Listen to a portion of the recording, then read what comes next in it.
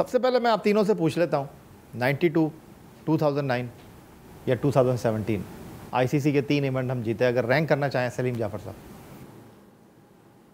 92 दो, मतलब 92 1, number 2 T20 world cup जो आपकी टीम जीती 2010, 2017 तीसरी। तौसीफ अहमद साहब। एग्जैक्टली मैं भी यही। इकबाल कासिम साहब।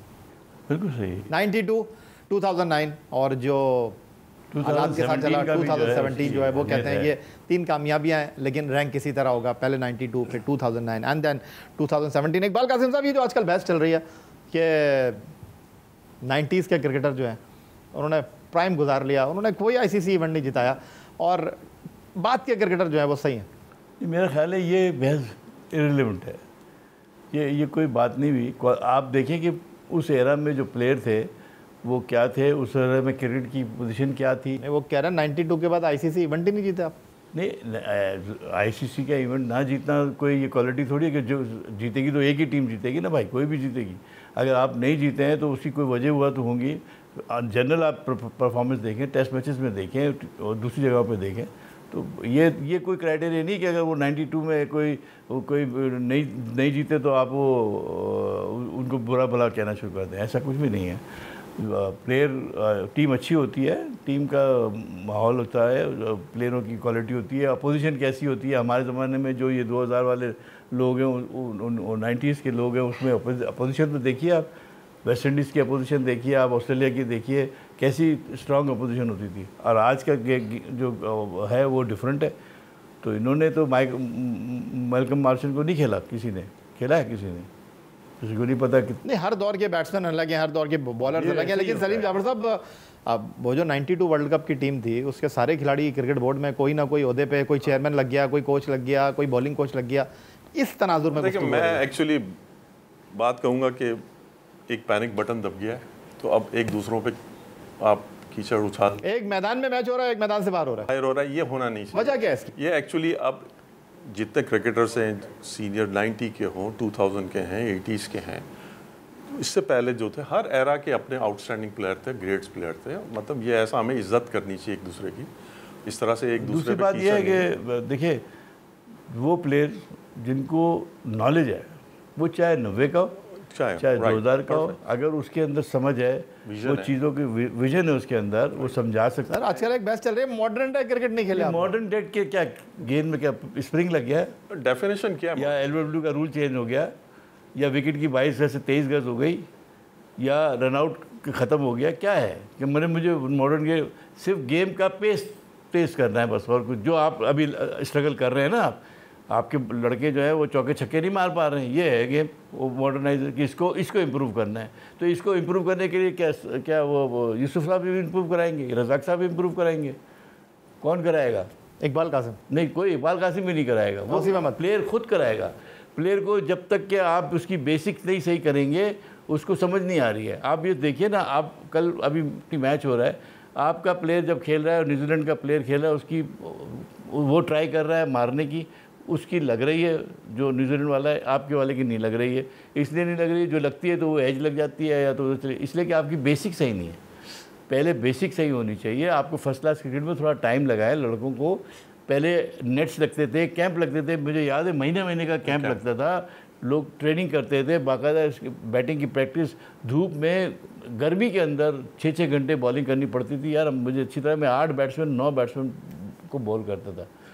फास्ट बॉलर्स जो है वो गेंद नहीं छोड़ते थे। अभी तो एयर कंडीशन के इंडोर नेट पर ले जाते हैं, वहाँ गेंद कराते हैं। क्या लोग फिटनेस का मसला देखिए। कम से कम हमारे शो में आज के ये बहस हो नहीं सकती, क्योंकि कोई आईसीसी इवेंट नहीं जीता, लेकिन तौसीफ अहमद और सलीम जाफ़र ये वो लोग हैं जिन्होंने वो टीम मुंतखब की जो आईसीसी का इवेंट जीती। तौसीफ अहमद साहब, आप क्या ऐड करना चाहेंगे?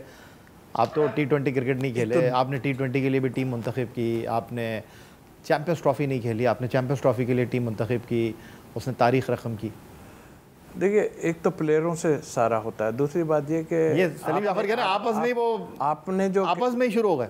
आपने जो कह दिया कि मैं 2020 नहीं खेला, मैं बिल्कुल नहीं, ये इंटरनेशनल नहीं खेला, मगर मेरे से ज़्यादा कोई 2020 कराची में कोई भी नहीं खेला। हम लोग जितना खेलते थे तो उसमें कोई, हमें बहुत तजर्बा था इसका।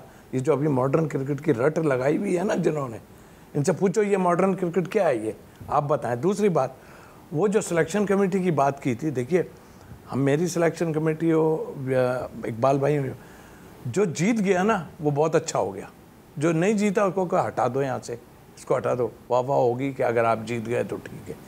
तीसरी बात ये 92 की जो आपने बात की, 92 के बाद पॉलिटिक्स बहुत ज़्यादा आ गई, ये जितने थे ना ये सब में पॉलिटिक्स थी, मुझे अंदाज़ा हो गया। उसके बाद हर आदमी मिल रहे थे बड़े उससे, क्योंकि 93 का लास्ट टेस्ट मैच जो मैं यहाँ पर खेला वो मेरी दिल जानता है किस तरह मैं खेला और क्या था। जावेद भाई जैसा दुआ मुझसे करवा रहा था, क्योंकि हर कोने में जो बैठे थे ना वो बात ही नहीं कर रहे थे जावेद भाई से, ये मैं आपको कह सकता हूँ। और जावेद भाई मुझसे बात कर रहे थे, कह रहे आप बस दुआ करें। वो जो जिम्बाब्वे आई थी और ये था डिफेंस स्टेडियम में, कह रहे थे बस दुआ करें यार मेरे कुछ रन्स बन जाए। 75 किए थे उन्होंने, ये हाल हो गया था तो पहले से, लेकिन शो नहीं होता था। अब तो आप खुद हाल देख लें ना, कौन किसका है, जो भी आए 50 लाख वाले आए हों या दूसरे आए, ये सब एक दूसरे से लड़े हुए हैं, आके किसी की सुनता ही नहीं है। या यूसुफ भाई को बना दो, क्या एक लाइन ड्रॉ जो की थी यूसुफ भाई ने, वो जो मैं उनकी वो देख रहा था, ये ड्रॉ की थी कि जाके चलानी शुरू कर दो, ये लाइन ड्रॉ की थी। यूसुफ भाई की कोई नहीं सुन रहा, आकिब सारी कर रहा है, वो बता रहा है कि कैसे खेलना, किस तरह मॉडर्न क्रिकेट में हमें खेलना।